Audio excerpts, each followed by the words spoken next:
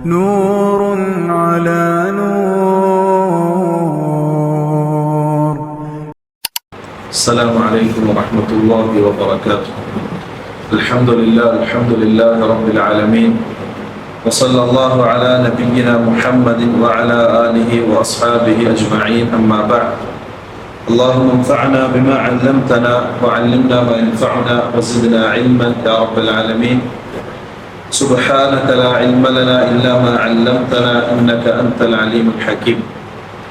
اللهم رب اشرح لي صدري ويسر لي أمري واحلل عقدة من لساني يفقهوا قولي. പ്രിയമുള്ള സഹോദരന്മാരെ, സഹോദരിമാരെ, അല്ലാഹുവിൻ്റെ മഹത്തായ അനുഗ്രഹം കൊണ്ട് ഒരുപാട് ജീവിത തിരക്കിനിടയിൽ റബ്ബിന്റെ ദീൻ പഠിക്കാൻ ഒരവസരം കണ്ടെത്തുകയും സമയം അതിനുവേണ്ടി ഉപയോഗപ്പെടുത്തുകയും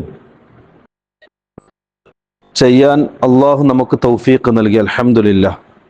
യഥാർത്ഥത്തിൽ ഇത്തരത്തിൽ ഒരുപാട് തിരക്കിനിടയിലും ദീൻ പഠിക്കാൻ അള്ളാഹു ഒരാൾക്ക് സമയം നൽകിയിട്ടുണ്ടെങ്കിൽ, ഒരാൾക്ക് അവസരം നൽകിയിട്ടുണ്ടെങ്കിൽ, റസൂലുള്ളാഹി സ്വല്ലല്ലാഹു അലൈഹി വസല്ലം പഠിപ്പിച്ചിട്ടുള്ളതായ ഒരു ഹദീസാണ് നമ്മൾ ഓർക്കേണ്ടത്. റസൂലുള്ളാഹി സ്വല്ലല്ലാഹു അലൈഹി വസല്ലം തങ്ങൾ പറഞ്ഞു, മൻ യുരിദില്ലാഹു ബിഹി ഖൈറൻ യുഫഖിഹുഹു ഫിദ്ദീൻ.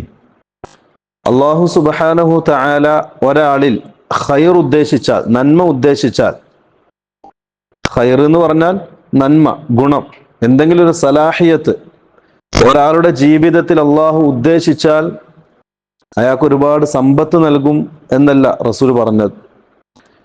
അയാൾക്ക് ഒരുപാട് ബഹുമതികൾ നൽകും, സ്ഥാനങ്ങൾ നൽകും എന്നുമല്ല റസൂലുള്ളാഹി തങ്ങൾ പറഞ്ഞത്.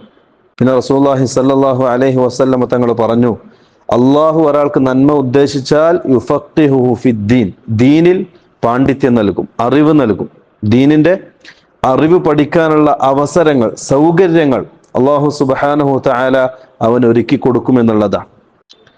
യഥാർത്ഥത്തിൽ അള്ളാഹു തൗഫീഖ് നൽകിയ എന്തെങ്കിലും ഒരു രൂപത്തിൽ ഖൈർ ഉദ്ദേശിച്ച ഒരു വിഭാഗമാണ് ഈ ഒരു സമയത്ത് ഇവിടെ ഒരുമിച്ച് കൂടിയിട്ടുള്ളത്. അത് യാതൊരു സംശയവുമില്ല. അതുമാത്രമല്ല, ഇത്തരത്തിൽ ഇൽമു പഠിക്കാൻ ഒരുമിച്ച് കൂടുന്നവരെ സംബന്ധിച്ച് റസൂലുള്ളാഹി സ്വല്ലല്ലാഹു അലൈഹി വസല്ലം തങ്ങൾ പറഞ്ഞു, ദുനിയാവിൽ ഒരു വിഭാഗമുണ്ട്, അവര് യജ്തമിഊന ഫീ ബൈത്തിൻ മിൻ ബുയൂത്തില്ലാഹ്, അള്ളാഹുവിന്റെ ഭവനത്തിൽ ഒരുമിച്ച് കൂടും.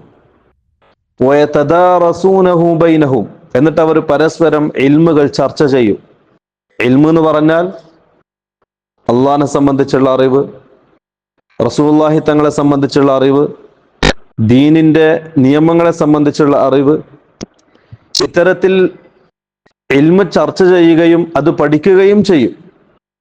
അങ്ങനെയുള്ള ഒരു വിഭാഗം റസൂലുള്ളാഹി സ്വല്ലല്ലാഹു അലൈഹി വസല്ലം തങ്ങൾ പറഞ്ഞു, നസലത് അലൈഹിമുസ് സകീന വഗശിയതുഹുമുർ റഹ്മ. അള്ളാഹുവിന്റെ സക്കീനത്ത്, സമാധാനം അള്ളാഹു അവർക്ക് ഇറക്കി കൊടുക്കും. അതേപോലെ അവരുടെ നഫ്സുകൾക്ക് റാഹത്ത് നൽകും. അള്ളാഹുവിന്റെ കാരുണ്യം കൊണ്ട് അവർ അള്ളാഹു പൊതിയും. റസൂലുള്ളാഹി സ്വല്ലല്ലാഹു അലൈഹി വസല്ലം തങ്ങൾ പറഞ്ഞു, എന്നിട്ട് അവർ ആ സദസ്സ് പിരിഞ്ഞു പോകുമ്പോൾ മഗ്ഫൂറൻ ലഹും, അവരുടെ പാപങ്ങൾ അള്ളാഹു സുബ്ഹാനഹു തആല പുറത്തു കൊടുക്കുന്നതാണ്. അത്തരത്തിലാണ് നമ്മൾ അൽഹംദുലില്ലാഹ് ഇവിടെ ഒരുമിച്ച് കൂടിയിരിക്കുന്നത് ദീൻ പഠിക്കാൻ. വേറെ ലക്ഷ്യങ്ങളോ ഭൗതികപരമായ നേട്ടങ്ങളോ ഒന്നും നമുക്കിതിന് പിന്നിലില്ല. അള്ളാഹിനെ കുറിച്ച് പഠിക്കണം, അള്ളാഹിന്റെ റസൂലിനെ കുറിച്ച് പഠിക്കണം, ദീനിന്റെ നിയമങ്ങളെ സംബന്ധിച്ച് മനസ്സിലാക്കണം. അതിലൂടെ ഇരു ലോകത്തും രക്ഷപ്പെടണം, വിജയിക്കണം. ഇതിനപ്പുറം മറ്റൊരു ലക്ഷ്യങ്ങളോ ഉദ്ദേശങ്ങളോ നമുക്കില്ല. അള്ളാഹു ഖബൂൽ ചെയ്യട്ടെ. ഇൽമു പഠിക്കാൻ ഒരുപാട് തൗഫീഖ് നൽകി അനുഗ്രഹിക്കട്ടെ. നമ്മൾ ഇൻഷാ അല്ലാഹ് ഇന്ന് ഒരാമുഖം എന്ന നിലക്ക്, നമ്മുടെ തുടക്കാണല്ലോ, അപ്പൊ ഒരാമുഖം എന്ന നിലക്ക് ഇൽമുമായി ബന്ധപ്പെട്ട് ഇൽമിന്റെ ഫളിലും എങ്ങനെയാണ് ഇൽമു പഠിക്കേണ്ടത് എന്നതിനെ സംബന്ധിച്ചും ചുരുങ്ങിയ രൂപത്തിൽ ഇൻഷാ അല്ലാഹ് നമുക്ക് വിശദീകരിക്കാം. അത് നമ്മൾ അവലംബിക്കുന്ന ഒരു കിതാബ്, ഒരുപാട് കിതാബുകൾ ഈ വിഷയത്തിൽ രചിക്കപ്പെട്ടിട്ടുണ്ട്.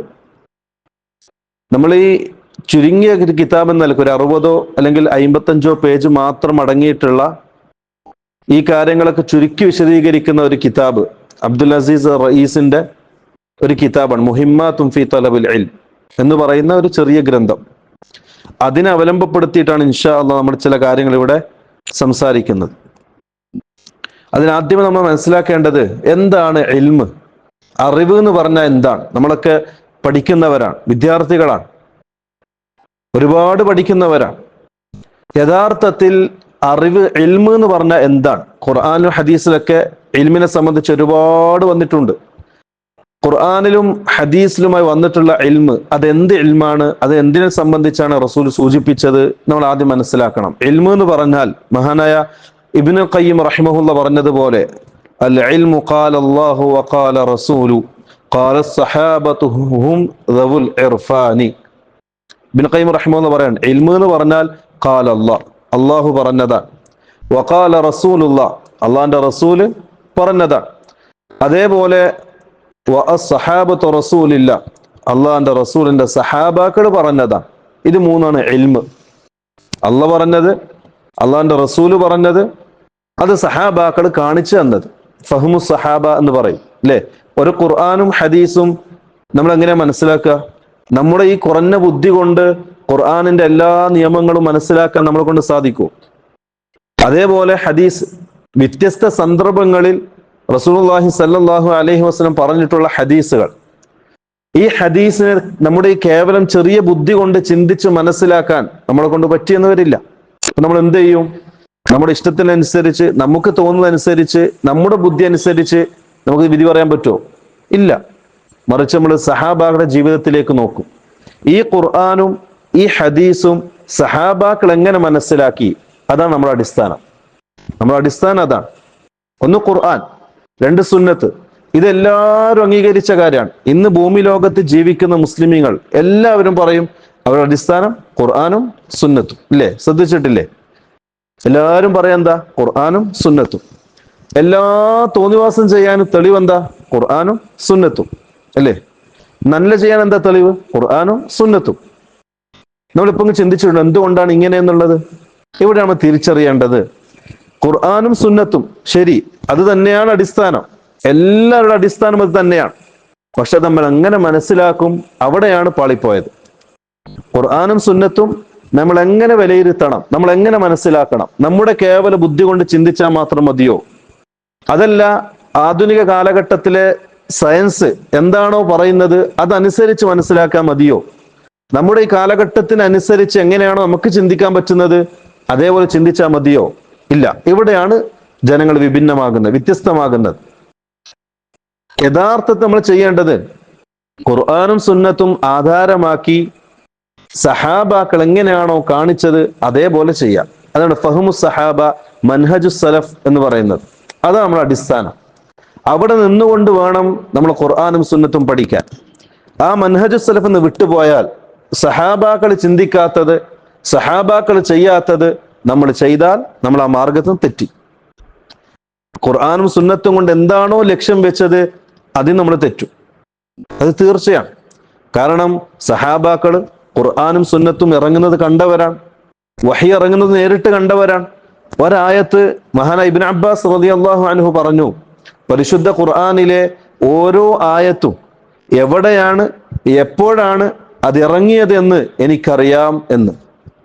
നമുക്കറിയോ? ഇല്ല. അതാണ് സഹാബാക്കളും മറ്റുള്ളവരും നമ്മുടെ വ്യത്യാസം.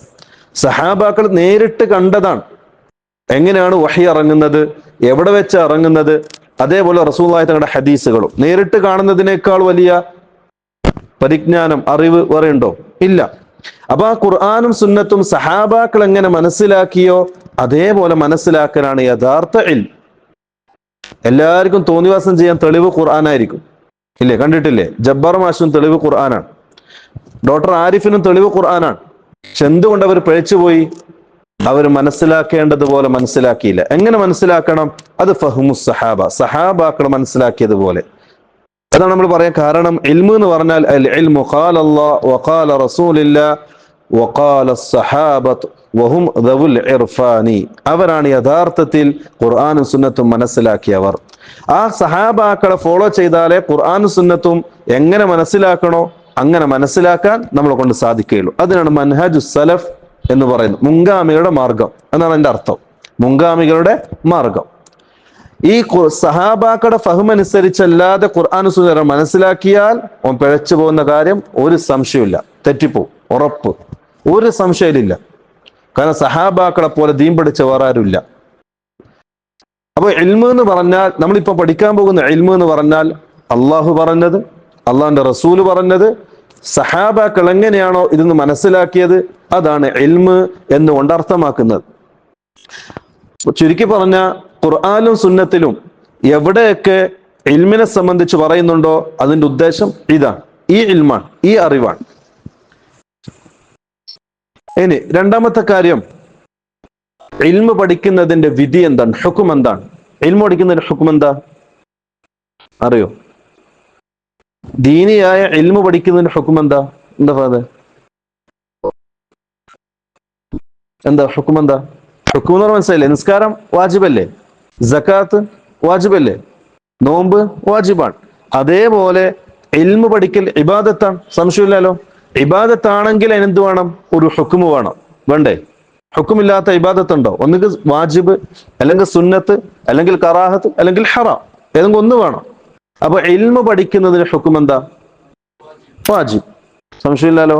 കണ്ടോ, നമുക്ക് ഇൽമ് പഠിക്കുന്ന രണ്ടായി തിരിക്കാൻ പറ്റും, രണ്ട് ഘട്ടമായി തിരിക്കാൻ പറ്റും. ഒന്ന് വാജിബായ ഇൽമ്, രണ്ട് മുസ്തഹബായ ഇൽമ്. ഓക്കെ, വാജിബായ ഇൽമ് എന്ന് പറഞ്ഞാൽ അത് രണ്ട് രൂപമുണ്ട്. വാജിബായ ഇൽമ് രണ്ട് രൂപമുണ്ട്. ഒന്നാമത്തത് ഓരോ വ്യക്തികൾക്കും നിർബന്ധമായി വരുന്ന അറിവ്. അതേതാ? ഓരോ വ്യക്തികൾക്കും നിർബന്ധമായി പഠിച്ചിരിക്കേണ്ട അറിവ് ഏതാ? വിശ്വാസപരമായ കാര്യങ്ങൾ അല്ലേ?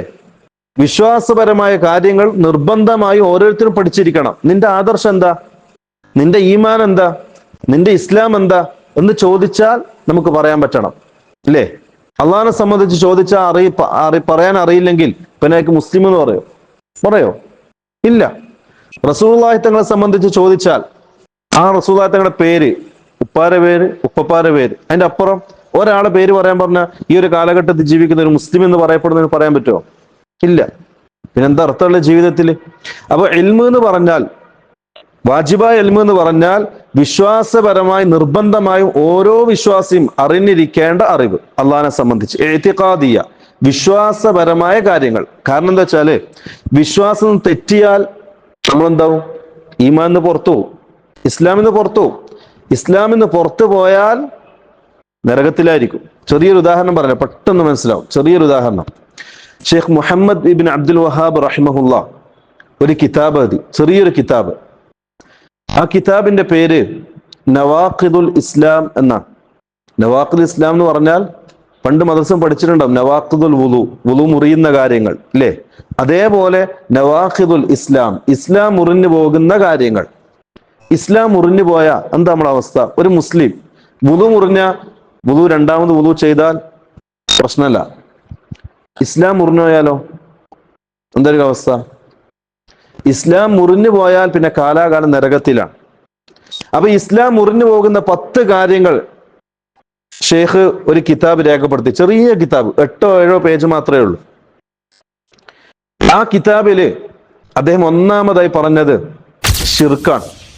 ഷിർക്ക്, ഒരാളുടെ ജീവിതത്തിൽ ഷിർക്ക് സംഭവിച്ചാൽ അവൻ ഇസ്ലാം നിന്ന് പുറത്താണ്. ഷിർക്ക് സംഭവിച്ച 4 കാര്യങ്ങൾ സംഭവിക്കും. ഷിർക്ക് ഒരാളുടെ ജീവിതത്തിൽ ഉണ്ടായാൽ 4 കാര്യങ്ങൾ സംഭവിക്കും. ഒന്ന്, ഷിർക്ക് സംഭവിക്കുന്നതിലൂടെ ആ മനുഷ്യൻ കാലാകാല നരകത്തിലാണ്. ഹറമല്ലാഹു അലൈഹിൽ ജന്ന വമഅവാഹുൻ നാർ, നരകം നിർബന്ധമാണ്, സ്വർഗം ഹറാമാണ്. 2, ഖാലിദം മുഖല്ലദം ഫീഹ, നരകത്തിൽ ശാശ്വതനായിരിക്കും, പുറത്തു വരൂല. മറ്റുള്ള തിന്മകൾ അങ്ങനെയല്ല. ഒരാൾ സിനാ ചെയ്തു, അല്ലെങ്കിൽ കട്ടു, മോഷ്ടിച്ചു, അല്ലെങ്കിൽ നിസ്കാരം ഒഴിവാക്കി, എന്തൊക്കെ ഒരു തോന്നിവാസം ചെയ്തു, നാളെ നരകത്തിൽ പോകുന്നുള്ള കാര്യം സംശയമൊന്നുമില്ല. അവനക്ക് ശിക്ഷയുണ്ടാവും, അള്ളാഹ് പുറത്തു കൊടുത്തിട്ടില്ല എങ്കിൽ. ശിക്ഷ കഴിഞ്ഞാൽ, ശിക്ഷയുടെ കാലാവധി കഴിഞ്ഞാൽ സ്വർഗത്തിലേക്ക് മാറ്റും എന്നല്ലേ റസൂൽ പഠിപ്പിച്ചേ, അല്ലേ? റസൂൽ തങ്ങൾ പറഞ്ഞു, മുവഹിദായ ഒരു മനുഷ്യൻ ജീവിതം എന്തെങ്കിലും തോന്നിവാസം ചെയ്താൽ ആ തിന്മക്കനുസരിച്ച് അള്ളാഹു അവനെ നരകത്ത് ശിക്ഷിക്കും. ശിക്ഷന്റെ കാലാവധി കഴിഞ്ഞാൽ അള്ളാഹു ആ ചങ്ങനെ പുറത്തേക്ക് എടുക്കും. എന്നിട്ട് നെഹ്റുൽ ഹയാത്ത് എന്ന് പറയുന്ന ഒരു പുഴ സ്വർഗത്തിലുണ്ട്. ആ പുഴയിൽ നിന്ന് മുക്കിയെടുക്കും. നെഹ്റുൽ ഹയാത്ത് അല്ലെങ്കിൽ നെഹ്റുൽ ഹയ രണ്ടും വന്നിട്ടുണ്ട് ഹദീസിൽ. ഒന്ന് മുക്കിയെടുക്കും. റസൂൽ തങ്ങൾ പറയാണ്, ആ നരകത്ത് നിന്ന് പുറത്തു വരുമ്പോ കത്തിക്കരിഞ്ഞ കരിക്കട്ട പോലെ ആയിരിക്കും ആ മനുഷ്യൻ. ആ മനുഷ്യൻ അള്ളാഹു ആ പുഴയിൽ ഒന്ന് മുക്കിയെടുക്കും. എടുക്കുന്ന സമയം മഴക്കാലത്ത് പുഴയുടെ അല്ലെങ്കിൽ തോടിന്റെ സൈഡില് വക്കത്ത് വരുന്ന പച്ച പുല്ല് പോലെ, പുല്ല് മുളക്കുന്നത് പോലെ അവൻ ഒരു ഒരു പരിശുദ്ധ മനുഷ്യനായിട്ട് പുനർജനിക്കും. എന്നിട്ട് അള്ളാഹുവിനെ സ്വർഗത്തിലേക്ക് കടത്തും. ഇതാണ് ശിർക്കല്ലാത്ത മറ്റ് തിന്മകൾ ചെയ്താലുള്ള അവസ്ഥയെ സംബന്ധിച്ച് റസൂൽ പറഞ്ഞത്. എന്നാൽ ശിർക്ക് സംഭവിക്കുകയാണെങ്കിൽ പിന്നെ തിരിഞ്ഞു നോട്ടമില്ല, കാലാകാലം നരകത്തിലാണ്. മനസ്സിലാകുന്നുണ്ടാ? രണ്ടെണ്ണയില്ലേ? ഒന്ന് നരകം ഹറാം, നരകം ശാശ്വത. രണ്ട് സ്വർഗം ഹറാം. മൂന്ന് അവന്റെ അമലുകളെല്ലാം ബാത്തിലാണ്. അമലുകളെല്ലാം ബാത്തിലാണ്. ഒരു ശിർക്ക് ചെയ്യുന്ന ആള് 60-70 വർഷം ജീവിച്ചു. പ്രായപൂർത്തിയായതിനു ശേഷം ഒരു 55 വർഷം അദ്ദേഹം ജീവിച്ചിട്ടുണ്ട്. ഈ 55 വർഷം അദ്ദേഹം ഹജ്ജിന് പോയിട്ടുണ്ട്. ഈ 55 വർഷം അദ്ദേഹം സക്കാത്ത് കൊടുത്തിട്ടുണ്ട്. ഈ 55 വർഷം അദ്ദേഹം 5 നേരം പള്ളിയിൽ ചെന്ന് ജമാഅത്തായി നിസ്കരിച്ചിട്ടുണ്ട്. ഈ 5 നേരം ഈ 55 വർഷം അദ്ദേഹം റമദാൻ മാസം നോമ്പെടുത്തിട്ടുണ്ട്. ശിർക്ക് ചെയ്ത മനുഷ്യനാണ്. ഈ പറയപ്പെട്ട അമലുകൾ ഒന്നും അയാൾക്ക് എന്ത് ചെയ്യൂല, ഉപകാരപ്പെടില്ല. എല്ലാം ബാത്തിലാണ്, എല്ലാം ബാത്തിലാണ്. മൂന്നെണ്ണയില്ലേ? നാലാമത്തത് അള്ളാഹു ശിർക്ക് ഒരിക്കലും പുറത്തു കൊടുക്കൂല. മറ്റുള്ള പാപങ്ങൾ അള്ളാഹു ചിലപ്പം അള്ളാഹു ഇഷ്ടമുള്ളവർക്ക് പുറത്തു കൊടുക്കാം. ചില അമലുകൾ ചെയ്തതിന്റെ പേരിൽ തിന്മകൾ മായ്ച്ചു കൊടുത്തേക്കാം. പക്ഷേ ശിർക്ക് സംഭവിച്ചാൽ തൗബ ചെയ്യാതെ അള്ളാഹു അത് പുറത്തു കൊടുക്കൂല. ഈ 4 കാര്യങ്ങളാണ് ശിർക്ക് സംഭവിച്ചാൽ ഒരു മനുഷ്യന്റെ ജീവിതത്തിലേക്ക് വരുന്നത്. അപ്പൊ ശിർക്കിനെ സംബന്ധിച്ച് പഠിക്കൽ അനിവാര്യമാണ്. അത് അറിഞ്ഞിട്ടില്ല എങ്കിൽ നമ്മൾ അറിയാതെ നമ്മുടെ ജീവിതത്തിൽ എന്ത് വരും? ഇസ്ലാം മുറിഞ്ഞു പോകുന്ന കാര്യങ്ങൾ കടന്നു വരും. അതുകൊണ്ടാണ് പണ്ഡിതന്മാർ ഒന്നാമതേ പറഞ്ഞത് ഇൽമു പഠിക്കൽ വാജിബാണ്. ഏത് ഇൽമ്? ഇഅ്തിഖാദിയായ വിശ്വാസപരമായ ഇൽമു പഠിക്കൽ ഓരോ വ്യക്തിക്കും നിർബന്ധമാണ്. വേറെ ചെറിയ ഉദാഹരണം കൂടി പറഞ്ഞുതരാം. ഈ ഷെയ്ഖുൽ ഇസ്ലാം ഈ കിതാബിൽ 5-മത്തെ ഒരു കാര്യം സൂചിപ്പിച്ചിട്ടുണ്ട്. ഇസ്ലാം മുറിഞ്ഞു പോകുന്ന 5-മത്തെ ഒരു കാര്യം എന്താ അറിയോ? മനിസ്തഹ്സഅ ബിശൈഇൻ മിമ്മാ ജാഅ ബിഹി റസൂൽ സല്ലല്ലാഹു അലൈഹി വസല്ലം. റസൂലുള്ളാഹി തങ്ങൾ പഠിപ്പിച്ച എന്തെങ്കിലും ഒരു കാര്യം ഒരാൾ അതിനെ കളിയാക്കി, മനഃപൂർവ്വം കളിയാക്കി, ആ കളിയാക്കിയാൽ അവന്റെ ഇസ്ലാം എന്ത് ചെയ്യും? മുറിഞ്ഞു പോകും, കാലാകാലം നരകത്തിലായിരിക്കും. തെളിവെന്താ അറിയോ? ഖുൽ അബില്ലാഹി വആയാതിഹി വറസൂലിഹി ഇൻ കുൻതും തസ്തഹ്സിഊൻ. നിങ്ങൾ അള്ളാഹിനെയും അള്ളാഹിന്റെ റസൂലിനെയും അള്ളാഹിന്റെ ദീനിനെയുമാണ് നിങ്ങൾ കളിയാക്കുന്നത് എന്നാണ് അള്ളാഹ് ചോദിച്ചത് സൂറത്ത് തൗബ. ചോദിക്കണ കാരണം എന്താ അറിയോ? ജുലാസ് ഇബ്നു സുവൈദ് എന്ന് പറയുന്ന ഒരു സഹാബി ഉണ്ടായിരുന്നു. ജുലാസ് ഇബ്നു സുവൈദ്. ഈ ജുലാസ് ഇബ്നു സുവൈദ് എന്ന് പറയുന്ന സഹാബി, അദ്ദേഹം തബൂക്ക് യുദ്ധത്തിന് പോകുന്ന സമയം, റസൂലുള്ളാഹി തങ്ങളും സഹാബാക്കളൊക്കെ തബൂക്ക് യുദ്ധത്തിന് പോകുന്ന സമയം, ആ സമയത്തിന്റെ പ്രത്യേകത ഭയങ്കര ചൂടായിരുന്നു. മദീനയിൽ കൊടും ചൂടാണ്, സഹിക്കാൻ പറ്റാത്ത ചൂട്. ഈ ജുലാസ് എന്ന് പറയുന്ന ആള് മദീനയിൽ അറിയപ്പെട്ട സഹാബിയാണ്. കുറച്ച് പ്രായം ചെന്ന മധ്യവയസ്കനായ, 4 ആൾ അറിയുന്ന നല്ലൊരു തറവാട്ടിലെ മാന്യനായ ഒരു വ്യക്തിയാണ്. അങ്ങനെ യുദ്ധത്തിന് പോകുന്ന സമയത്ത് അവര് സ്ഥലത്ത് തമ്പടിച്ചു. യാത്ര മധ്യ ഒരു സ്ഥലത്ത് തമ്പടിച്ചു വിശ്രമിക്കാൻ. ആ സമയത്ത് ഈ ജുലാസ് എന്ന് പറയുന്ന ആള് തന്റെ കൂട്ടുകാരൊക്കെ കൂടെ ഒന്നിച്ചിരിക്കുമ്പോൾ റസൂലുള്ളാഹി തങ്ങളെ സംബന്ധിച്ച് 2 തമാശ പറഞ്ഞു. റസൂലുള്ളാഹിക്ക് ഇത് എന്തിന്റെ കേടാണ്? ഈ വയസ്സുകാലത്ത് എല്ലാരെയും കൂട്ടി ഇങ്ങനെ വെയിലത്ത് യുദ്ധത്തിന് പോകുന്നു, അവിടെ ഇരുന്നാൽ പോരെ എന്നിങ്ങനെ വരുന്ന രൂപത്തിൽ ഗോസിപ്പ് പറഞ്ഞു, തമാശ പറഞ്ഞു. ഇപ്പൊ കൂട്ടത്തിലൊരു സഹാബി ഉണ്ടായിരുന്നു, അംബർ ബിൻ ഖൈസ്, ചെറുപ്പക്കാരനായ സഹാബിയാണ്. അദ്ദേഹത്തിന് ഇത് തീരെ സഹിച്ചില്ല, ജുലാസിന്റെ സംസാരം സഹിച്ചില്ല. അദ്ദേഹം പെട്ടെന്ന് റസൂലിന്റെ സദസ്സിലേക്ക് പോയിട്ട് പറഞ്ഞു, റസൂലെ, ജുലാസും കൂട്ടുകാരൊക്കെ ഇരുന്നിട്ട് നിങ്ങൾ തമാശ പറയുന്നുണ്ട്, നിങ്ങളെ കുറിച്ച് ഇങ്ങനെ തമാശ ഗോസിപ്പ് പറയുന്നുണ്ട്. അവരെ വിളിപ്പിച്ചു. റസൂൽ തന്നെ ചോദിച്ചു ജുലാസിനോട്, നീ എന്താ പറഞ്ഞേ? ജുലാസ് പറഞ്ഞു, ഇല്ല, ഞാൻ ഒന്നും പറഞ്ഞിട്ടില്ല. കള പറഞ്ഞു, നമ്മളൊന്നും പറഞ്ഞിട്ടില്ല. അപ്പൊ സദസ്സിലെല്ലാവരും അംബർ ബിൻ ഖൈസിനെ നോക്കി. കാരണം ചെറുപ്പക്കാരനാണ്, സമൂഹത്തിൽ അറിയപ്പെട്ട മാന്യനായ ഒരു സഹാബിയെ സംബന്ധിച്ചാണ് ഇദ്ദേഹം പറഞ്ഞത് അയാൾ റസൂലിനെ കളിയാക്കിയെന്ന്. അയാൾ പറഞ്ഞില്ല, ഞാൻ പറഞ്ഞിട്ടില്ല, കളിയാക്കിയിട്ടില്ല. അപ്പൊ അംബ്രുൽ ഖൈസിന് സങ്കടായി. എല്ലാവരുടെ മുമ്പിലും അംബ്രുൽ ഖൈസ് ഒരു കളവ് പറയുന്നതിനെ പോലെ മുദ്രകുത്തപ്പെട്ടു. അദ്ദേഹത്തിന് ഭയങ്കര സങ്കടായി മനസ്സിൽ. അദ്ദേഹം അവിടെ നിന്ന് ദുആ ചെയ്തു, അല്ലാഹുവേ, ഞാൻ പറഞ്ഞത് സത്യമാണെങ്കിൽ ഈ സദസ്സിൽ വെച്ച് തന്നെ നീ എന്നെ സത്യപ്പെടുത്തണം. 2-3 സെക്കൻഡ് ശേഷം ജിബ്രീൽ വന്നു. റസൂലുള്ളാഹി തങ്ങൾ ആയത്തോതി കൊടുത്തു. എന്താ ആയത്തെന്നറിയോ? ഖദ് കഫർതും ബഅദ ഈമാനിക്കും. പ്രവാചകരെ, ഇവര് ഈമാനിന് ശേഷം കാഫിറായി. ഖദ് കഫർതും, അവർ കാഫിറായി. ബഅദ ഈമാനിക്കും, അവരുടെ ഈമാനിന് ശേഷം. അവർ മുഅ്മിനീങ്ങളായിരുന്നു, പക്ഷെ അവർ കാഫിറായി. എന്തുകൊണ്ട്? ഖുൽ അബില്ലാഹി വ ആയാതിഹി വ റസൂലിഹി കുൻതും തസ്തഹ്സിഊൻ. അല്ലാഹുവിനെയും അള്ളാഹിന്റെ റസൂലിനെയും അള്ളാഹിന്റെ ദീനെയുമാണോ നിങ്ങൾ കളിയാക്കുന്നത്? മനസ്സിലായ? ഒരു ചെറിയ കാര്യത്തെ കളിയാക്കിയതിന്റെ പേരിലാണ് അള്ളാഹ് പറഞ്ഞത് നിങ്ങൾ കാഫിറായി. അപ്പൊ ഈ കാര്യം ഒരാൾ പഠിക്കണ്ടേ? നമ്മൾ എത്ര തമാശയാക്കുന്നു. പഠിച്ച ആളും പഠിക്കാത്ത ആളും അറിവില്ലായ്മയുടെ പേരിൽ എന്തൊക്കെ കളിയാക്കുന്നു. വാട്സാപ്പും ഫേസ്ബുക്കും എടുത്ത് നോക്കിയാൽ കാണാം ദീനിന്റെ ചില അഹ്കാമുകളൊക്കെ ചില ആൾക്കാർ കളിയാക്കുന്നത്. അത് ഏറ്റുപിടിക്കാൻ ഒരുപാട് മുസ്ലിം നാമധാരികളും. കാര്യം വളരെ ഗൗരവമാണ്. അതുകൊണ്ടാണ് പണ്ഡിതന്മാർ പറഞ്ഞത് ഇൽമു പഠിക്കൽ വാജിബായതുണ്ട്, മുസ്തഹബായതുണ്ട്. വാജിബായത് 2 വിഭാഗമാണ്. ഒന്ന്, നിർബന്ധമായി എല്ലാവരും പഠിക്കേണ്ടത്. അതേതാ?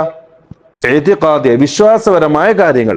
അത് പഠിച്ചിട്ടില്ല എങ്കിൽ നമ്മൾ അറിയാതെ നമ്മൾ എന്ത് ചെയ്യും? ഈമാൻ പുറത്തു പോകും. മനസ്സിലാകുന്നുണ്ടോ? രണ്ടാമത്തത്, എല്ലാവരും പഠിക്കൽ വാജിബില്ല. ആവശ്യക്കാരനായി വരുന്ന അനുസരിച്ച് പഠിക്കൽ നിർബന്ധമാവും. ഉദാഹരണം പറയാം. ഒരാൾ ഹജ്ജിന് വേണ്ടി പോകുന്നു. ഹജ്ജിന് വേണ്ടി പോകുമ്പോൾ നിർബന്ധമായിട്ട് എന്ത് ചെയ്യണം? ഹജ്ജിനെ സംബന്ധിച്ച് പഠിക്കണം. ഒരാൾ പ്രായപൂർത്തിയായി, നിസ്കാരം വാജിബായി, നിസ്കരിക്കണം. നിസ്കാരം സംബന്ധിച്ച് പഠിക്കണം. അതേപോലെ ഒരു പിരാന്തൻ, ഓർക്ക് നിസ്കാരം നിർബന്ധമുണ്ടോ? ഇല്ല. ഓർക്ക് നിസ്കാരം സംബന്ധിച്ച് പഠിക്കണം നിർബന്ധമൊന്നുമില്ല. അതേപോലെ കച്ചവടം ചെയ്യാൻ പോകുന്ന ഒരാൾ, ഇസ്ലാമിൽ കച്ചവടത്തിൽ ഇസ്ലാമിലെ നിയമങ്ങൾ എന്താണെന്ന് പഠിക്കൽ നിർബന്ധമാണ്.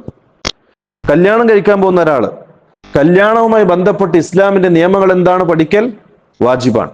അപ്പോ ഇതാണ് രണ്ടാമത്തത്. വ്യക്തികൾക്കനുസരിച്ച് അവസരങ്ങൾക്കനുസരിച്ച് വാജിബാകും. എല്ലാവർക്കും നിർബന്ധമുണ്ട്. ഒരാൾ കല്യാണം കഴിക്കുന്നില്ല, കല്യാണം കഴിക്കേണ്ട താക്കത്ത് അയാൾക്കില്ല. അയാൾ കല്യാണവുമായി ബന്ധപ്പെട്ട അഹ്കാമുകൾ പഠിക്കുന്ന നിർബന്ധമുണ്ടോ? ഇല്ല. ഓരോരുത്തർക്കും ഓരോ മേഖലയുണ്ട്. ആ മേഖലയിലേക്ക് പ്രവേശിക്കുമ്പോൾ നിർബന്ധമായും ആ കാര്യങ്ങൾ പഠിക്കണം. ഒരാൾ വലിയ കച്ചവടക്കാരനാണ്, ഒരുപാട് സ്വത്തുണ്ട്, അയാൾ സക്കാത്ത് കൊടുക്കണ്ടേ? അപ്പൊ സക്കാത്ത് കൊടുക്കണമെങ്കിൽ എന്ത് ചെയ്യണം? സക്കാത്തിനെ സംബന്ധിച്ച് അദ്ദേഹം പഠിക്കണം. അതേപോലെ ആവശ്യത്തിനും സന്ദർഭത്തിനനുസരിച്ച് വാജിബാകുന്ന കാര്യങ്ങൾ. ഓക്കെ, ഇതാണ് 2. മൂന്നാമത്തത് മുസ്തഹബായ ഇൽമാണ്.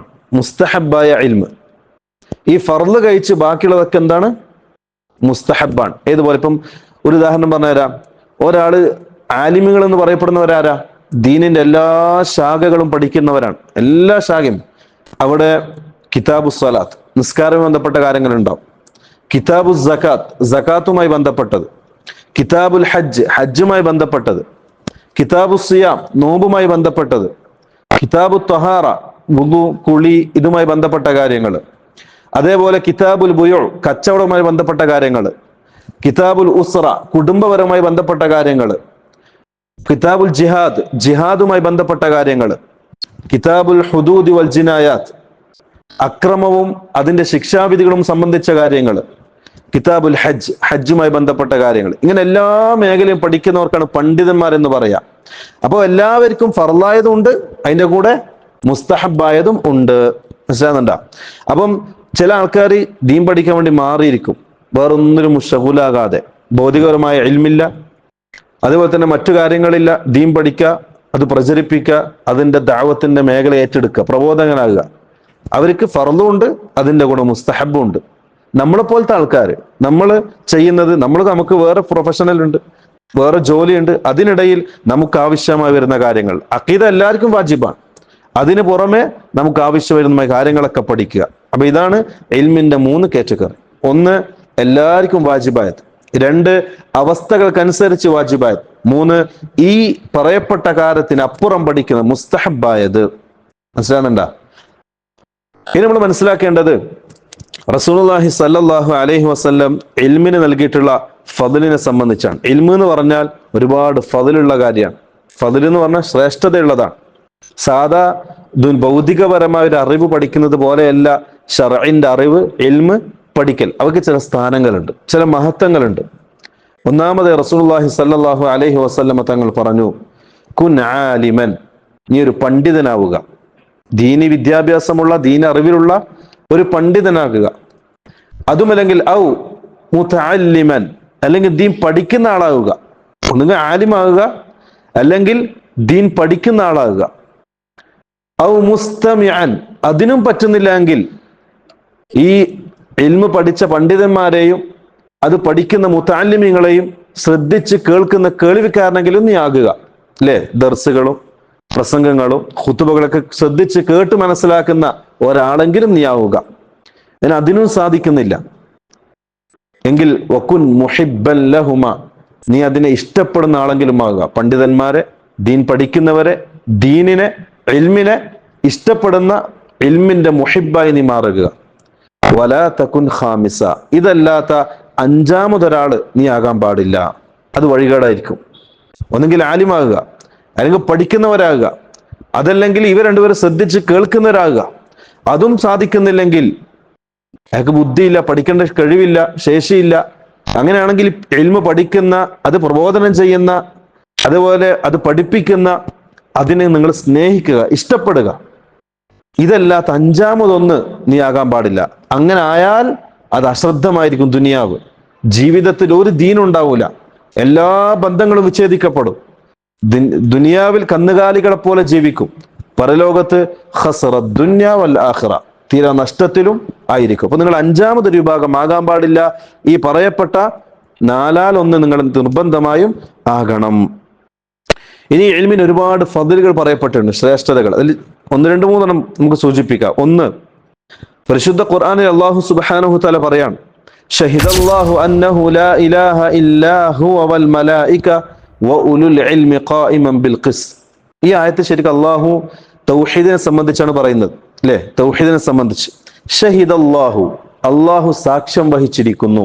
അല്ലാഹു സാക്ഷ്യം വഹിച്ചിരിക്കുന്നു. എന്താ സാക്ഷ്യം വഹിച്ചേ? അന്നഹു ലാ ഇലാഹ ഇല്ലാ ഹുവ, അല്ലാഹു അല്ലാതെ യഥാർത്ഥത്തിൽ ആരാധിക്കപ്പെടാൻ ഒരു ഇലാഹുമില്ല. അല്ലാഹു അല്ലാതെ യഥാർത്ഥത്തിൽ ആരാധിക്കപ്പെടാൻ ഒരു ഇലാഹുമില്ല, ഒരു മഅബൂദുമില്ല. എല്ലാവരും ആരാധിക്കേണ്ടത് അല്ലാഹുവിനെ മാത്രമാണ് എന്നതിന്, എന്ന സാക്ഷ്യവാക്യത്തിന് അല്ലാഹു സാക്ഷ്യം വഹിച്ചിരിക്കുന്നു. അതിന്റെ കൂടെ അല്ലാഹു ചേർത്ത് പറഞ്ഞു, വൽ മലായികതു, മലക്കുകളും സാക്ഷ്യം വഹിച്ചിരിക്കുന്നു. ആരാ മലക്കുകള്? മലക്കുകൾ എന്ന് പറഞ്ഞ ആരാ? ആരാ ആരാ മലക്കുകൾ എന്ന് പറഞ്ഞ ആരാ? ആരാ പോലെ മലക്കുകൾ? മലക്കുകൾ എന്ന് പറഞ്ഞ ജുനൂദുള്ള, അള്ളാഹുവിന്റെ സൃഷ്ടികളാണ്. അവര് മനുഷ്യന്മാരെ പോലെയല്ല, അവര് മനുഷ്യന്മാരെ പോലെയല്ല. നമ്മൾ ഇൻഷാ അല്ലാഹ് ഉസൂൽ സലാസ തുടങ്ങുമ്പോൾ ഇൻഷാ അല്ലാഹ് ആവശ്യം അതിൽ വരും. മലക്കളെ സംബന്ധിച്ചുള്ള വിശ്വാസം ഈമാൻകാരാണല്ലോ, അല്ലെ? മലക്കളെ സംബന്ധിച്ചുള്ള വിശ്വാസം ഈമാൻകാരത്തിൽപ്പെട്ടതാണ്. മലക്കൾ എന്ന് പറഞ്ഞാൽ അള്ളാഹുവിന്റെ സൃഷ്ടികളാണ്. അവർ അള്ളാഹു സൃഷ്ടിച്ചത് ചില ജോലികൾ ചെയ്തു തീർക്കാൻ വേണ്ടിയാണ്. അവർക്ക് മനുഷ്യന്മാരെ പോലെ വികാരങ്ങളോ വിചാരങ്ങളോ വേർതിരിച്ച് മനസ്സിലാക്കാനുള്ള കഴിവോ ഒന്നുമില്ല. അള്ളാഹു എന്തിനാണോ സൃഷ്ടിച്ചത് അതിനു വേണ്ടി അവർ നിലകൊള്ളും. അതല്ലാത്ത മൂന്നാലൊന്ന് അവർ ചെയ്യൂല, അല്ലേ? അള്ളാഹു മലക്കളെ സംബന്ധിച്ച് പറഞ്ഞത് ലാ യഅസൂന അല്ലാഹ മാ അമറഹു വയഫഅലൂന മാ യുമറൂൻ. അള്ളാഹു എന്താണോ അവരെ കൽപ്പിക്കുന്നത് അത് ചെയ്തുകൊണ്ടേയിരിക്കും. അതിനപ്പുറം അള്ളാഹുവിനെ ധിക്കരിക്കൂല. മനസ്സിലാകുന്നുണ്ടോ? ചില ആൾക്കാർ അള്ളാഹു തസ്ബീഹ് ചെയ്യാൻ വേണ്ടി സൃഷ്ടിച്ചു, അവർ അള്ളാഹുനെ തസ്ബീഹ് ചെയ്തുകൊണ്ടേയിരിക്കും.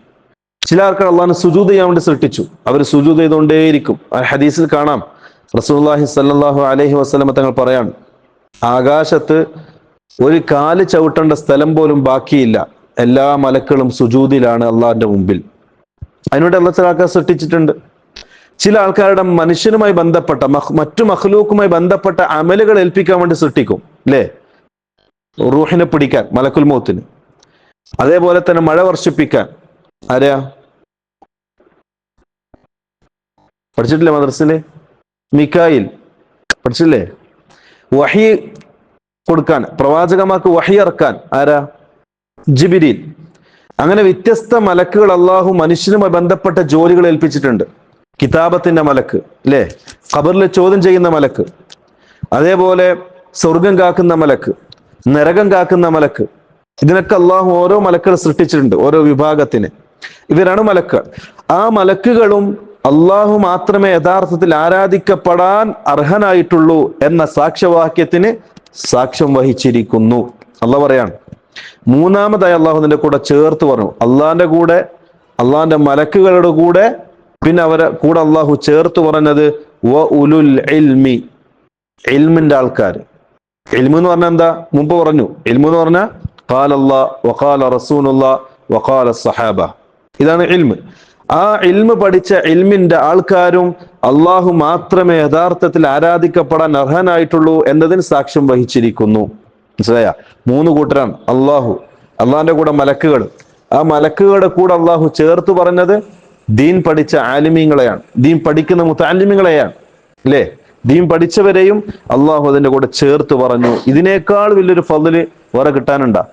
വേറെ എവിടെയുമില്ല. അതേപോലെ വേറൊരു ആയത്തിൽ അള്ളാഹു സുബ്ഹാനഹു തആല പറയാണ്, ഖുൽ ഹൽ യസ്തവിൽ ലദീന യഅലമൂന വല്ലദീന ലാ യഅലമൂൻ. അല്ലാഹു ചോദിക്കാൻ, ഖുൽ, പറയുക പ്രവാചകരെ, ഹൽ യസ്തവിൽ ലദീന യഅലമൂന, പഠിച്ചവർ സമമാകുമോ? ദീനെ സംബന്ധിച്ച് അറിവുള്ളവർ സമമാകുമോ? വല്ലദീന ലാ യഅലമൂൻ, അറിവില്ലാത്തവരും സമാവുമോ? ഒരിക്കലുമില്ല. എത്രത്തോളം മൃഗങ്ങളിൽ പോലും സമമാവുകയില്ല. നിങ്ങൾ കണ്ടിട്ടില്ലേ? ട്രെയിനിങ് കൊടുത്ത നായ, പട്ടി, അത് ട്രെയിനിങ് കൊടുക്കാത്ത പട്ടിക്ക് തുല്യാവോ? രണ്ടല്ലേ? അല്ലേ? കണ്ടിട്ടില്ലേ? പരിശുദ്ധ ഖുർആൻ അല്ലാഹു പറയുന്നുണ്ട്, മുകല്ലിബീന മിമ്മ അല്ലമക്കുമുല്ലാഹ്, അള്ളാഹു നിങ്ങളെ പഠിപ്പിച്ച വിദ്യകളിൽ നിന്നും നിങ്ങൾ പഠിപ്പിച്ച, പരിശീലിപ്പിച്ച നായ, അത് വേട്ട ചെയ്ത് വന്ന കാര്യങ്ങൾ നിങ്ങൾക്ക് ഭക്ഷിക്കാം. അത് ചത്താലും ശരി നിങ്ങൾക്ക് അള്ളാഹു ഹലാലാക്കി തന്നു. എന്തുകൊണ്ട്? ആ നായ ഇൽമു പഠിച്ച, വിദ്യാഭ്യാസമുള്ള നായാണ്. ആ വിദ്യാഭ്യാസമുള്ള നായക്ക് അള്ളാഹു മറ്റുള്ള മൃഗങ്ങളിൽ നിന്ന് ഫضല് കൊടുത്തിട്ടുണ്ടെങ്കിൽ മനുഷ്യന്റെ അവസ്ഥ എന്താ പിന്നെ? തീർച്ചയായും അങ്ങനെയാണല്ലോ, അല്ലേ?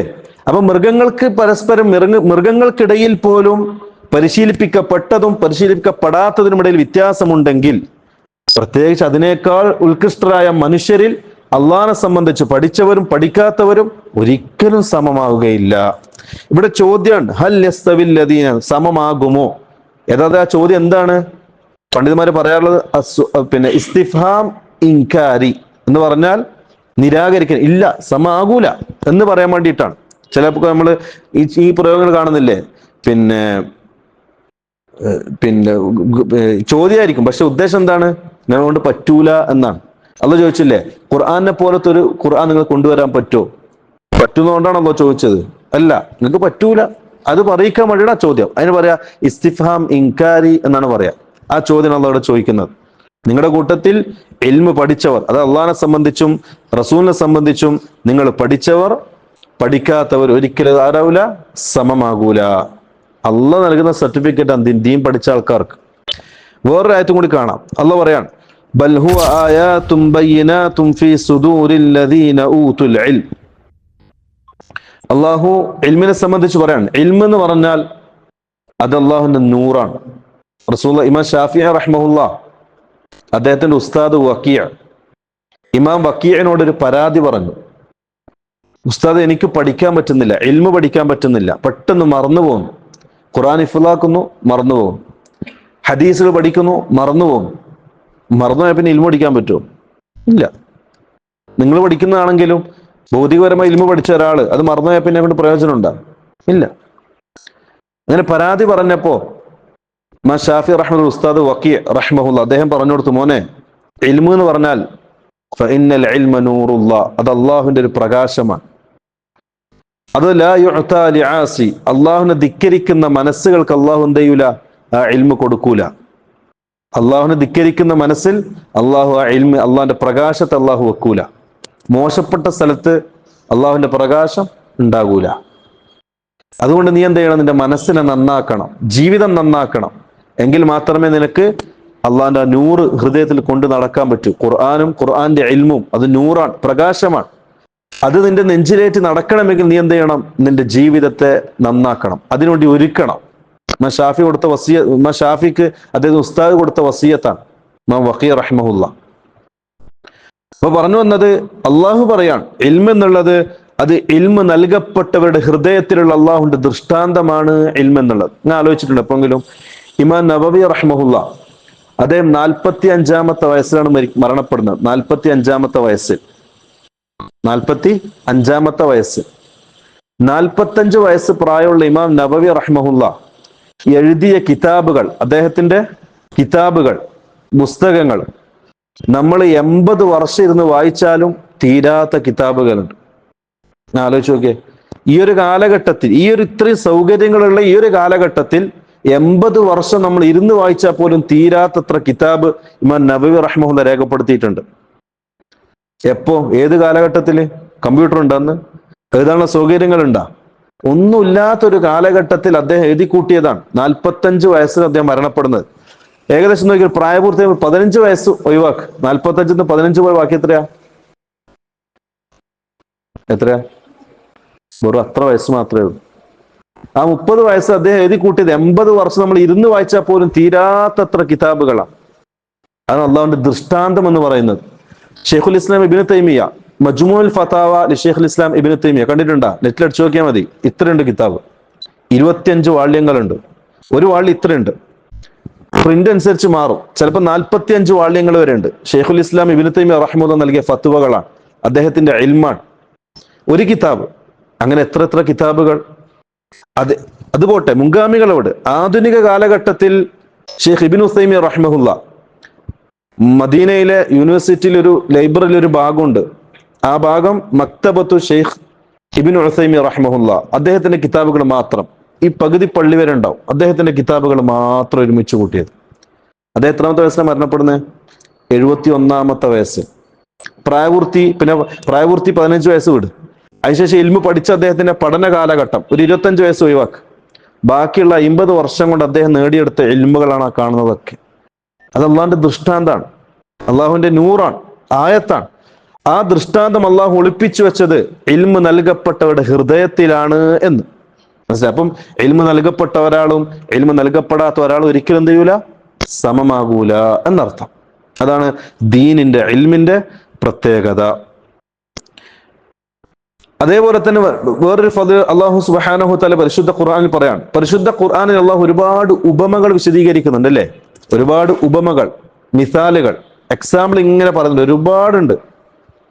ഇതല്ല പറയണം അവസാനം, വമാ യഅഖിലുഹാ ഇല്ലൽ ആലിമൂൻ. അള്ളാഹു ഇൽമു നൽകിയവർക്കല്ലാതെ അത് തിരിച്ചറിയാനും മനസ്സിലാക്കാനും പറ്റൂല. അപ്പൊ നമ്മൾ ചിന്തിക്കും, പരിശുദ്ധ ഖുർആനിൽ ചെറിയ കുട്ടികൾക്ക് മനസ്സിലാകുന്നത് വരെയുള്ള ചെറിയ ചെറിയ കാര്യങ്ങൾ നിങ്ങൾ അള്ളാഹുവിനോടല്ലാതെ ദുആ ചെയ്യാൻ പാടില്ല. ബുദ്ധിയുള്ള ഏത് കുട്ടിക്കും മനസ്സിലാവൂലേ? ആരാധിക്കപ്പെടാൻ അള്ളാഹു മാത്രമേ അർഹനായിട്ടുള്ളൂ. ആ അള്ളാഹനല്ലാതെ ഒരാൾ ദുആ ചെയ്യാൻ പാടില്ല. ഖുർആനിൽ വളരെ വ്യക്തമായി പറഞ്ഞൊരു കാര്യമാണ്. അതുപോലും മനസ്സിലാവുന്നില്ല എന്ന് വെച്ചാൽ അതിന്റെ അർത്ഥം എന്താ? ഇൽമു പഠിക്കേണ്ട പോലെ പഠിച്ചിട്ടില്ല. ഇൽമു എന്ന് പറഞ്ഞ ചില പ്രഹസനങ്ങൾ കാട്ടിക്കൂട്ടി എന്നതുകൊണ്ട് ഇൽമാകൂല. ഇൽമു നേടണമെങ്കിൽ യൂണിവേഴ്സിറ്റി പഠിക്കണം എന്നില്ല. ഇൽമു നേടണമെങ്കിൽ ഏതെങ്കിലും വലിയ അറബി കോളേജ് പോയി പഠിക്കണം എന്നില്ല. ഞാൻ ഒരാളെ കണ്ടിട്ടുണ്ട്, മസ്ജിദ് നബവിയില് ഒരാള്, ഒരു സുഡാനി, കറുത്ത സുഡാനി, ഏകദേശം 45 വയസ്സ് പ്രായം ഉണ്ടാവും. അദ്ദേഹത്തിന്റെ കയ്യിൽ ഈ അടുത്ത കാലത്ത് 2 വർഷം മുമ്പ് അദ്ദേഹത്തിന്റെ കയ്യിലുള്ള ഫോണ് നമ്മൾ പഴയ നോക്കിയ സെറ്റില്ലേ, ടോർച്ച് സെറ്റ്, അതാണ് അദ്ദേഹത്തിന്റെ കയ്യിലുള്ളത്. ആധുനികരമായി ഒരു നിലക്കും വളർച്ചയില്ലാത്തൊരു മനുഷ്യൻ. അദ്ദേഹം സുഡാനിൽ നിന്ന് മദീനയിലേക്ക് വന്നു. കയ്യിൽ പൈസയില്ല, താമസിക്കാൻ റൂമില്ല, ഒരു മുൻകരുതലുകളും ഇല്ല. അദ്ദേഹത്തെ ഹറമെന്ന് വെച്ചാൽ പരിചയപ്പെട്ട് സംസാരിച്ചു. അപ്പൊ അദ്ദേഹം പറയാണ്, ഞാൻ ഇൽമു പഠിക്കാൻ വേണ്ടി വന്നതാണ്. 45 വയസ്സ്. ഞാൻ ചോദിച്ചു എന്തൊക്കെ പഠിച്ചു? അദ്ദേഹം പറയാണ്, ഞാൻ ഖുർആൻ മനപ്പാടാക്കുന്നുണ്ട്, ഹാഫിളാണ്. ഒരാഴ്ചയിൽ 3 കിതാബ് ഞാൻ മനപ്പാടം റിപ്പീറ്റ് ചെയ്തുകൊണ്ടേയിരിക്കും, മുറാജ ചെയ്തുകൊണ്ടേയിരിക്കും. ഏതൊക്കെയാണെന്നറിയോ? ഒന്ന് ഖുർആൻ. നമ്മളൊരു ഖുർആൻ ഖത്തം തീർക്കാൻ എത്ര ദിവസം എടുക്കും? ഇയാൾ ഒരാഴ്ച കൊണ്ട് ആ ഖുർആൻ മുഴുവനായിട്ട് മനപ്പാടം ഓതിക്കൊണ്ടേയിരിക്കും, മുഴുവനായിട്ട് ഒരാഴ്ചക്കുള്ളിൽ. രണ്ടാമത്തെ കിതാബ് ബുലൂഗുൽ മറാം, ഹദീസിന്റെ കിതാബാണ്. ഏകദേശം 1500ഓളം ഹദീസുകൾ ഉണ്ടായില്ല, 1500ഓളം ഹദീസുകൾ ബുലൂഗുൽ മറാം. അത് മൊത്തമാണ് മനപ്പാടാക്കി. ഈ കിതാബ് ഇങ്ങനെ ആവർത്തിച്ചുകൊണ്ടേയിരിക്കും, ഹദീസിന്റെ ക്രോഡീകരണം. ഇബ്നു ഹജറിന്റെ കിതാബാണ്. അതിനുശേഷം അഷാത്തിബിയ, മൻദൂമത്തു ഷാത്തിബിയ എന്ന് പറഞ്ഞാൽ 1000 ബൈത്താണ്. ബെയ്ത്തില്ലേ, കവിത, 1000 ബെയ്ത്തുകൾ ഒരുമിച്ച് കൂട്ടി ഇമാം ഷാത്തിബി റഹ്മത്തുള്ളാഹിയുടെ ഉസൂലുൽ ഖിറാഅത്തുമായി ബന്ധപ്പെട്ട കാര്യങ്ങൾ, ഖുർആന്റെ ഖിറാഅത്ത് 10ഓളം ഖിറാഅത്ത് ഉണ്ടല്ലോ, ഖിറാഅത്തുമായി ബന്ധപ്പെട്ട കിതാബ്, ഈ 3 കിതാബുകളും ഖുർആൻ, ബുലൂഗുൽ മറാം, മൻദൂമത്തു ഷാത്തിബിയ, ഈ 3 കിതാബും അദ്ദേഹം ഒരാഴ്ചയിൽ ഒരു പ്രാവശ്യമെങ്കിലും ആവർത്തിച്ചുകൊണ്ടേയിരിക്കും. എന്നിട്ട് ഇദ്ദേഹം ഇൽമു പഠിക്കുക. നിങ്ങൾ താമസം എവിടെയാ? പ്രത്യേകിച്ച് താമസമൊന്നുമില്ല, എവിടെയാണ് സൗകര്യം കിട്ടുന്നത് അവിടെ ഉറങ്ങും. ഭക്ഷണോ പ്രത്യേകിച്ചൊന്നും തയ്യാറാക്കിയിട്ടില്ല, എന്തെങ്കിലും കിട്ടിയാൽ അത് കഴിക്കും. ഇൽമു പഠിക്കാൻ വേണ്ടി വന്നതാണ്. അപ്പൊ ഇൽമു പഠിക്കാൻ താല്പര്യമുണ്ടോ? എല്ലാം സഹിക്കാൻ തയ്യാറാവും. അതിന് യൂണിവേഴ്സിറ്റി പോകണമെന്നില്ല, കോളേജിൽ പോകണമെന്നില്ല, സിലബസ് പഠിക്കണമെന്നും ഇല്ല. ഇൽമു പഠിക്കാൻ തൗഫീഖ് ഉണ്ടെങ്കിൽ, അതിന് താല്പര്യമുണ്ടെങ്കിൽ, നല്ല നിയത്തുണ്ടെങ്കിൽ അള്ളാഹു എല്ലാം എളുപ്പമാക്കി തരുന്നതാണ് എന്നർത്ഥം. അതേപോലെ തന്നെ അവസാനമായി അള്ളാഹു സുബ്ഹാനഹു വ തആല നൽകിയ മറ്റൊരു ഫളല്, പരിശുദ്ധ ഖുർആൻ അള്ളാഹു എടുത്തു പറഞ്ഞ ഒരു കാര്യം, ഇന്നമാ യഖ്ഷല്ലാഹ മിൻ ഇബാദിഹിൽ ഉലമാ, അള്ളാഹുവിനെ പേടിക്കേണ്ടതുപോലെ, അള്ളാഹുവിനെ ഭയപ്പെടേണ്ടതുപോലെ ഭയപ്പെടുന്നവർ അൽ ഉലമ, അവര് പണ്ഡിതന്മാരാണ്. അവര് പണ്ഡിതന്മാരാണ്, ഇൽമു പഠിച്ചവരാണ്. ഇൽമു പഠിച്ചവർക്ക് അള്ളാഹിനെ പേടിക്കേണ്ടതുപോലെ പേടിക്കാൻ പറ്റും. കാരണം അവർക്ക് അള്ളാഹിന്റെ ഖദർ അറിയാം, അള്ളാഹിന്റെ ജലാലത്ത് അറിയാം, ഇല്ലേ, ദീനിന്റെ അഹ്കാമുകൾ അറിയാം. അള്ളാഹിനെ സംബന്ധിച്ച് അറിയുന്ന ഒരാൾക്ക് രഹസ്യ ജീവിതം തെറ്റ് ചെയ്യാൻ സാധിക്കുമോ? ഇല്ല. അവർ അള്ളാഹുവിനെ പരസ്യമായി പേടിക്കുന്നത് പോലെ രഹസ്യമായും അവർ അള്ളാഹുവിനെ പേടിക്കും. കാരണം അവരുടെ മനസ്സിൽ അള്ളാഹുവിന്റെ നൂറാണ്, ഇൽമാണ്. ഇൽമുള്ളവർക്ക് തെറ്റ് ചെയ്യാൻ പ്രയാസം ഉണ്ടാവും രഹസ്യ ജീവിതത്തിൽ. അതുകൊണ്ട് അള്ളാഹു എടുത്തു പറഞ്ഞത് ഇന്നമാ യഖ്ഷല്ലാഹ മിൻ ഇബാദിഹി അൽ ഉലമാ, ഇൽമു പഠിച്ചവർ അവർ അള്ളാഹു സുബ്ഹാനഹു തആലയെ ഏറ്റവും കൂടുതൽ ഭയപ്പെടുന്നവരായിരിക്കും. ഇനി ഒരുപാട് ഹദീസുകളുണ്ട്, 1-2 സൂചിപ്പിക്കാം. റസൂലുള്ളാഹി സ്വല്ലല്ലാഹു അലൈഹി വസല്ലം തങ്ങൾ പറയാണ്, വമൻ സലക ത്വരീഖൻ യൽതമിസു ഫീഹി ഇൽമൻ സഹലല്ലാഹു ലഹു ബിഹി ത്വരീഖൻ ഇലൽ ജന്ന. നിങ്ങൾ ഒരുപാട് കേട്ടതായിരിക്കും. റസൂലുള്ളാഹി സ്വല്ലല്ലാഹു അലൈഹി വസല്ലം തങ്ങൾ പറയാണ്, നിങ്ങൾ ഇൽമു പഠിക്കേണ്ട മാർഗത്തിൽ പ്രവേശിച്ചാൽ, എന്താ ഉദ്ദേശം? എന്താ? നിങ്ങൾ ഇൽമു പഠിക്കേണ്ട മാർഗം തേടിപ്പോയാൽ, അതെങ്ങനെയായാലും, ഇപ്പൊ നിങ്ങൾ ഇങ്ങനെ വന്നിരുന്നത് പോലെ ഇൽമു പഠിക്കാൻ നിങ്ങൾ എന്ത് മാർഗം സ്വീകരിച്ചാലും റസൂലുള്ളാഹി തങ്ങൾ പറയാണ്, അതിലൂടെ അള്ളാഹു നിങ്ങൾക്ക് സ്വർഗത്തിലേക്കുള്ള മാർഗം എളുപ്പമാക്കി തരും. അള്ളാഹു എളുപ്പമാക്കി തരട്ടെ. രണ്ടാമത് റസൂലുള്ളാഹി സ്വല്ലല്ലാഹു അലൈഹി വസല്ലം തങ്ങൾ പറയാണ്, ഇൽമു പഠിക്കുന്നവർക്ക് വേണ്ടി ആകാശത്തിൽ പറക്കുന്ന പറവകൾ ഇസ്തിഗ്ഫാർ പറയും. അതേപോലെ തന്നെ കടലിന്റെ ആഴങ്ങളിൽ നീന്തിത്തുടിക്കുന്ന മത്സ്യങ്ങൾ ഇൽമു പഠിക്കുന്നവർക്ക് വേണ്ടി ഇസ്തിഗ്ഫാർ ചെയ്തുകൊണ്ടേയിരിക്കും. ഇപ്പൊ ഈ ഇരിക്കുന്ന ഓരോരുത്തർക്കും, ഞാനടക്കമുള്ള ഓരോരുത്തർക്കും വേണ്ടി പറവകൾ ഇസ്തിഗ്ഫാർ പറയും. അള്ളാഹുവോട് പറയും, അള്ളാഹുവേ, ഇന്നാളുടെ മകൻ ഇന്ന വ്യക്തി നീ അവനക്ക് പുറത്തു കൊടുക്കണം. അതേപോലെ മത്സ്യങ്ങൾ, കടലിന്റെ ആഴങ്ങളിൽ നീന്തിത്തുടിക്കുന്ന മത്സ്യങ്ങൾ പറയും, അള്ളാഹുവേ, ഇന്നാളുടെ മകൻ ഇന്ന വ്യക്തി, ഓൻ ഇൽമു പഠിക്കുന്നവനാണ്, ഓനിക്ക് നീ പുറത്തു കൊടുക്കണം.